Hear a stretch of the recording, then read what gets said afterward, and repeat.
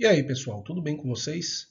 Sejam todos muito bem-vindos a essa série de vídeos gravados para o curso de Teoria da Computação da Universidade Federal de Campina Grande.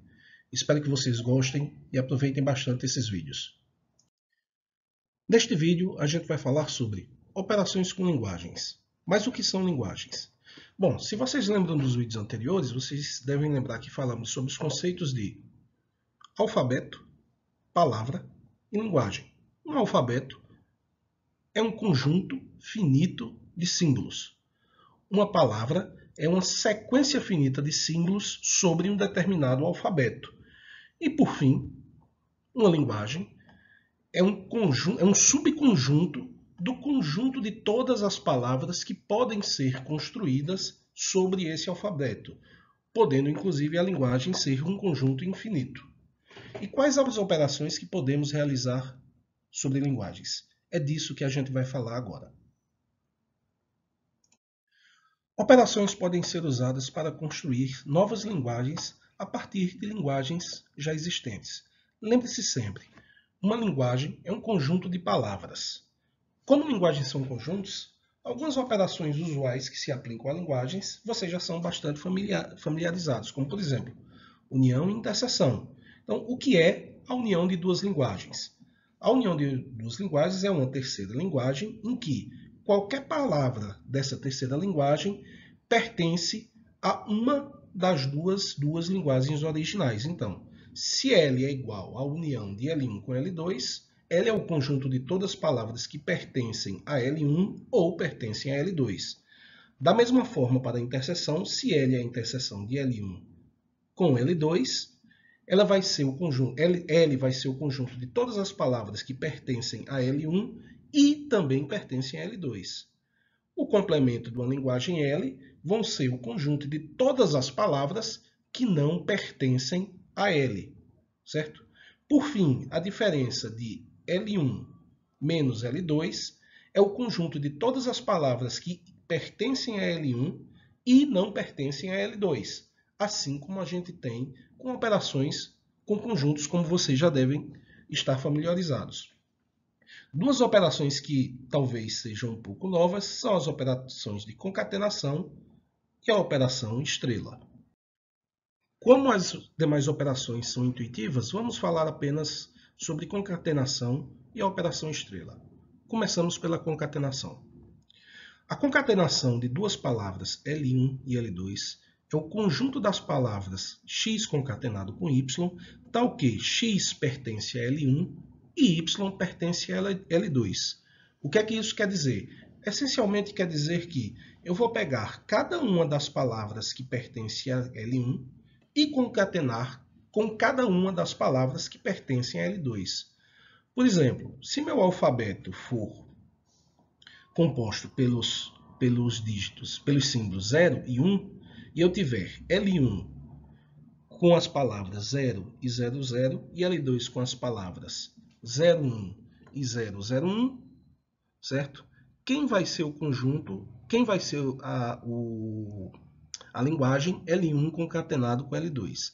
Vai ser a linguagem que contém a palavra 0, está aqui esse primeiro 0, concatenado com 01, que resulta em 001. Depois 0, novamente, aqui, concatenado com 001, que vai me dar 0001,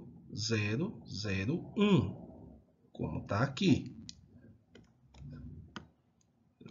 Aqui. Também vai ser 0 concatenado com 01, que vai me dar 0001. E, por fim, vai ser 00 concatenado com 001, que vai me dar 00001, certo? Duas observações importantes. O tamanho do conjunto da linguagem L1 concatenado com L2 não é necessariamente igual ao tamanho da linguagem 1 vezes o tamanho da linguagem 2, certo? Vai ser menor ou igual. Não necessariamente o resultado do tamanho do conjunto da concatenação é o resultado da multiplicação do tamanho das duas linguagens, tá bom? Aqui, nesse caso, eu tenho dois conjuntos. Eu tenho que L1, tamanho de L1 é 2, que é igual ao tamanho de L2. E L1 concatenado com L2 é igual, o tamanho dele é igual a 4, que vem a ser 2 vezes 2. Mas isso é pura coincidência. Tá? Outra observação importante é que L concatenado com L, tá? A linguagem L concatenada com a linguagem L não significa o conjunto das palavras XX, tal que X pertence a L, mas sim o conjunto das palavras X concatenado com Y, tal que X pertence a L e Y também pertence a L, como está expresso aqui. Certo? Alguns exemplos interessantes de concatenação de duas linguagens. Repetindo, a concatenação da linguagem L1 com a linguagem L2 é o conjunto das palavras x, y, tal que x pertence à linguagem 1 e y pertence à linguagem 2.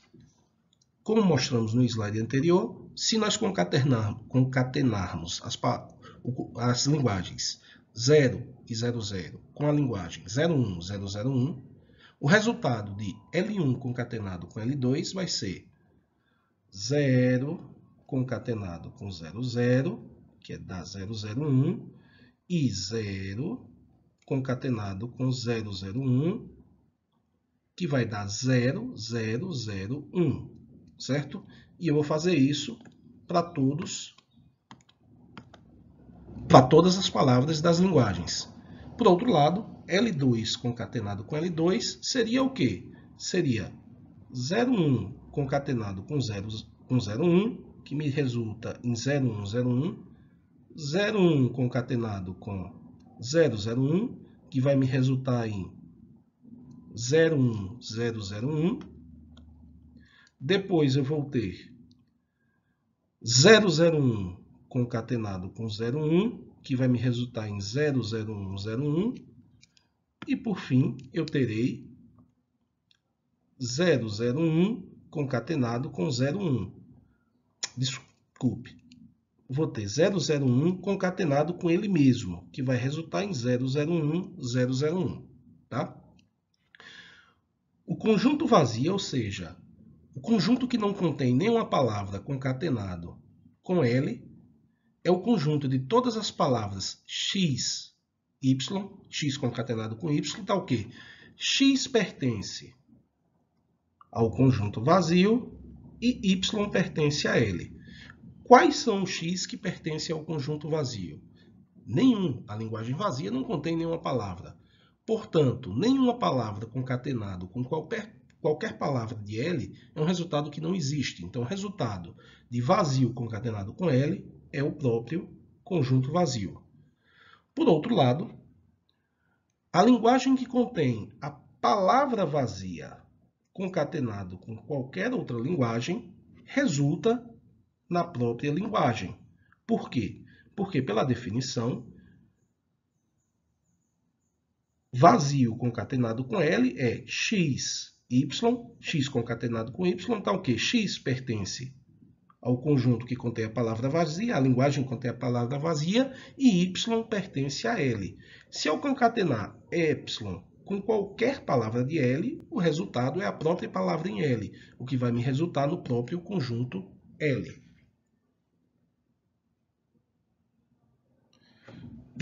Nós podemos usar a notação de potência para descrever a operação de concatenação de uma linguagem com ela mesma. Por exemplo, se nós tivermos L concatenado com L, nós podemos escrever L2 para descrever L concatenado com L. De fato, nós podemos usar L elevado a N para descrever a concatenação de L com ela mesma N vezes. Então, o que é Ln?